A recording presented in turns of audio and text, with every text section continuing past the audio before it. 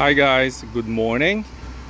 Yeah, gawa lang tayo ng video kasi it's concrete day today. So August 15, 11 a.m. So yun. So yung finorm namin since Monday until today morning na 2 footings ng culvert. Ayan. Concrete day today. Yun nga, tapos na yung isang footings. There you go. So na-pour na. Bilis lang siya. 3 hours. Na-pour siya ng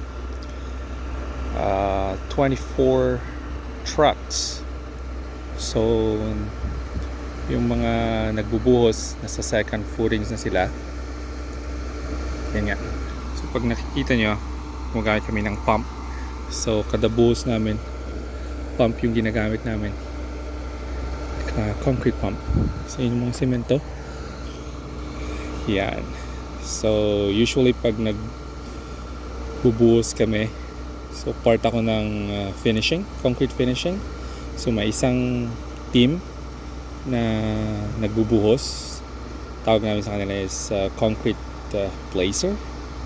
So concrete placement, and then after na magbuhos sila, kami naman yung mag-finish. Ayan. So nasa break kami ngayon, yung mga finisher, yung mga nagbubuhos. Ayan.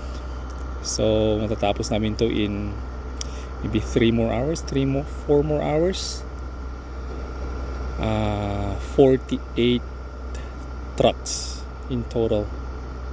So yan, medyo marami siya. Alright, so yan yung pump. Mabilis siya kasi may pump. Alright, so yeah, have a nice day.